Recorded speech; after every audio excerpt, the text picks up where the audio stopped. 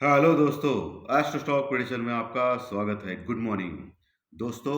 आज है 11 जुलाई 2023 यानी मंगलवार। फाइनेंशियल निफ्टी का एक्सपायरी का दिन, सबसे इंपॉर्टेंट दिन। आज क्या हो सकता है ये प्री मार्केट रिपोर्ट में डिस्कस करेंगे। सुबह के लगभग 7 बजे है। सो मार्केट शुरू होने के पहले क्या क्लूज है, किसके दम के ऊपर मार्केट ऊपर या नीचे जाएगा, इसके सबके ऊपर हम लोग डिस्कस करेंगे। शुरू करने से पहले चैनल के डिस्क्रिप्शन बॉक्स में बिलो द टाइटल डिस्क्लेमर रखा है, उसको कृपया पढ़िए जानिए। एज पर डिस्क्लेमर, यह एजुकेशनल प्रोग्राम है। इसके तहत जो भी मैं बोलता हूँ ये मेरी पर्सनल राय है, मेरी खुद की राय है। आपके प्रॉफिट या लॉस, लाभ या हानि के लिए मैं और मेरा चैनल जिम्मेदार नहीं रहेंगे, रिस्पॉन्सिबल नहीं रहेंगे। ये नोट करके रखिए। मेरा एस्ट्रो स्टॉक प्रेडिक्शन चैनल सिर्फ और सिर्फ यूट्यूब पे ही अवेलेबल है, ये भी नोट करके रखिए। चलिए दोस्तों, शुरू करेंगे। दोस्तों, कल अमेरिकन मार्केट पिछले 3-4 दिन से जो लगातार गिर रहा था, सो कल 200 पॉइंट प्लस में क्लोज हो गया दोस्तों, 200 पॉइंट के आसपास। ये अच्छी बात है। और अभी जो डाउ फ्यूचर जो है वो लगभग फ्लैटिश क्लोज ओपन हो गए 10 पॉइंट प्लस में।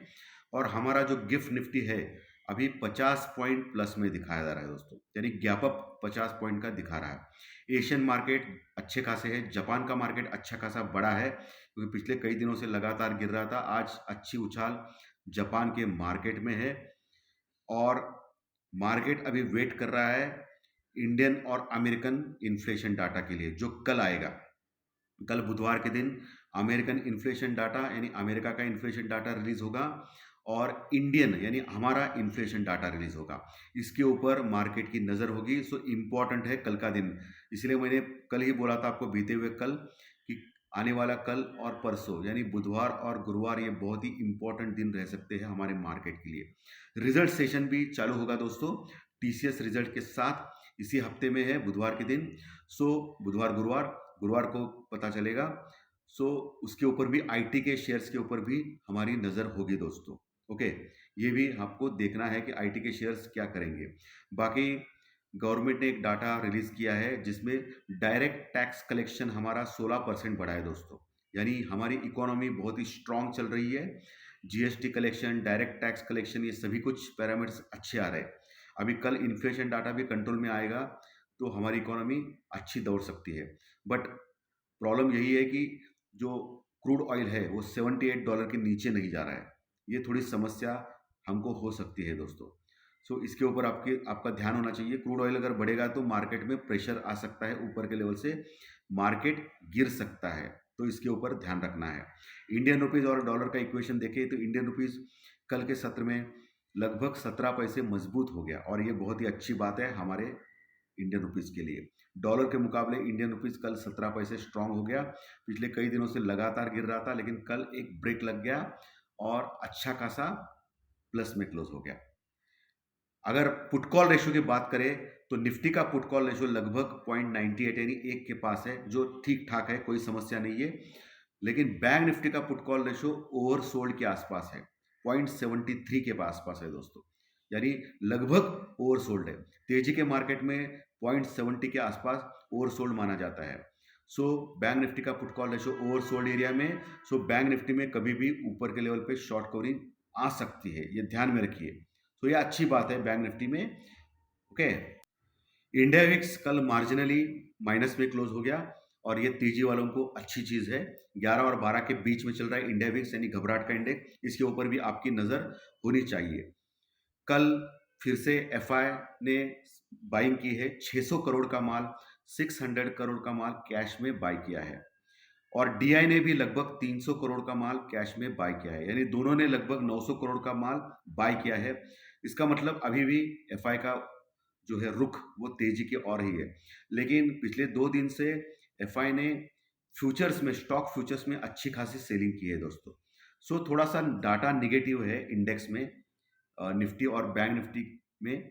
लेकिन कैश मार्केट में एफआई का बाइंग अभी भी चल रहा है, ये अच्छी बात है। लेकिन ऊपर के लेवल पे अभी आपको रुकना चाहिए, ऐसा इंडिकेट कर रहा है। और आपने देखा कल 19,400 बहुत ही बड़ा रेजिस्टेंस रुकावट होगा हो गया, और वहां से फिर नीचे आ गया मार्केट।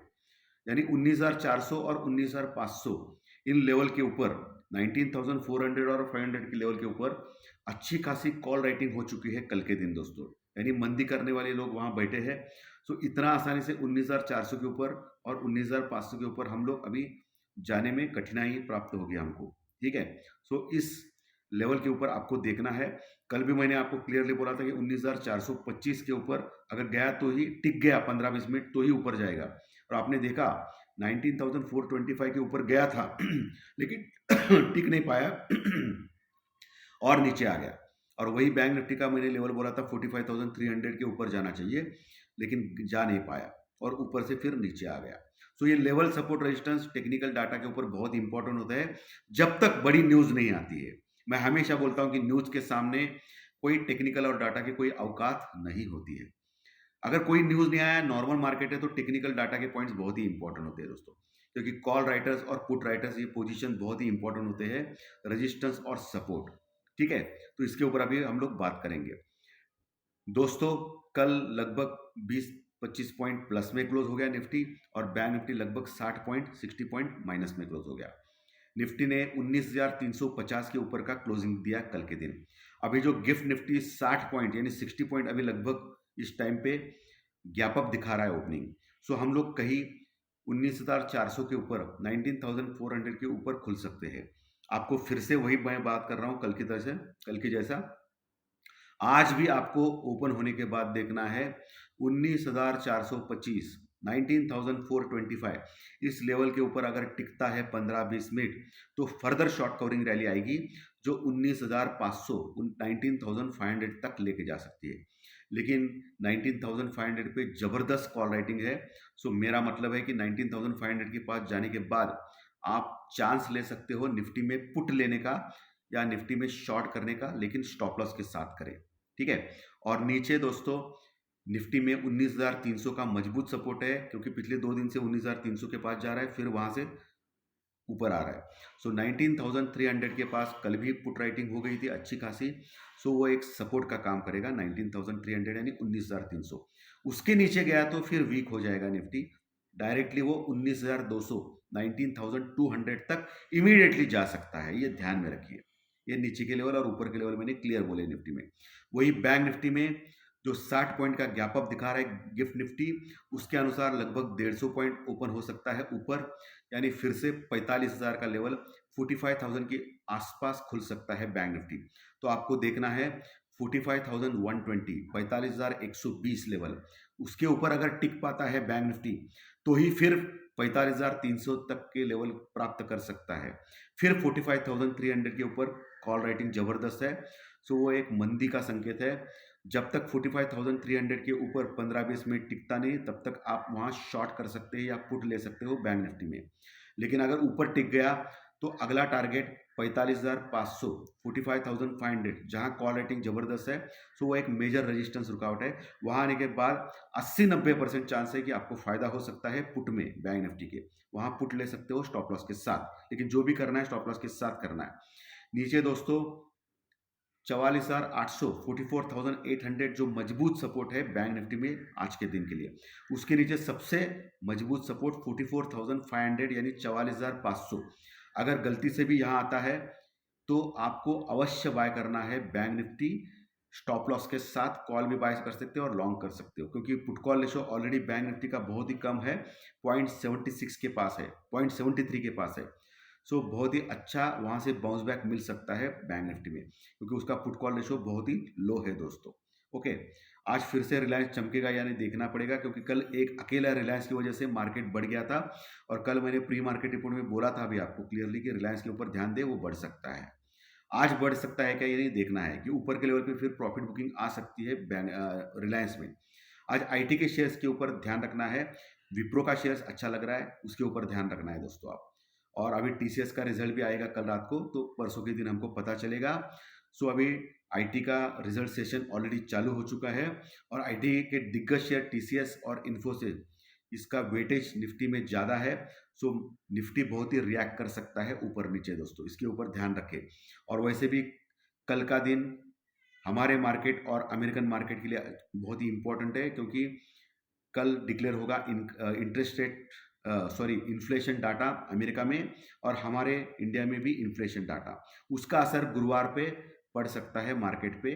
ये ध्यान रखिए दोस्तों। सो कल और परसों प्रॉपर हेजिंग करके ही आपको चलना है, विदाउट हेजिंग मत कीजिए कुछ। ओके, बहुत बड़े मूवमेंट्स नीचे और ऊपर के लेवल पे आ सकते हैं कल दोपहर 2 बजे के बाद, और परसों के दिन गैप अप या गैप डाउन हो सकता है दोस्तों, इसके ऊपर आपको ध्यान रखना है। वैसे भी अमेरिका में फेड के सदस्य ऑलरेडी बोल रहे हैं कि 2 बार वो 25 बेसिस पॉइंट का रेट ऑफ इंटरेस्ट हाइक करेंगे, और अभी इस मंथ 26 तारीख को फेड की पॉलिसी डिक्लेयर होगी जिसमें इंटरेस्ट रेट बढ़ाने का फैसला आ सकता है। सो थोड़ा सा मार्केट अभी केयरफुली रहना है, हमारे इंडियन मार्केट और फॉरेन के मार्केट में, क्योंकि हमारा ऑलरेडी हम लोग ऑल टाइम हाई के नज़दीक है दोस्तों। सो धन्यवाद दोस्तों, आज का विश्लेषण अच्छा लगा तो लाइक का बटन बनता है, मैसेज बॉक्स में कमेंट बॉक्स में मैसेज जरूर कीजिए, और नए दर्शक सब्सक्राइब का बटन जरूर दबाएं ताकि आपको हर दिन के 2-3 वीडियोस, प्री मार्केट रिपोर्ट सुबह, फाइनेंशियल एस्ट्रोलॉजी, स्टॉक प्रेडिक्शन दूसरे दिन का, और टेक्निकल डाटा, ये सभी के सभी कार्यक्रम इसी यूट्यूब चैनल के ऊपर फ्री में मिलेंगे आपको देखने के लिए, अगर आप सब्सक्राइब का बटन दबाएंगे तो। सो धन्यवाद, फिर मिलेंगे स्टॉक मार्केट के प्रेडिक्शन, फाइनेंशियल स्टॉक मार्केट के प्रेडिक्शन के बारे में दोपहर में। Thank you very much, thank you.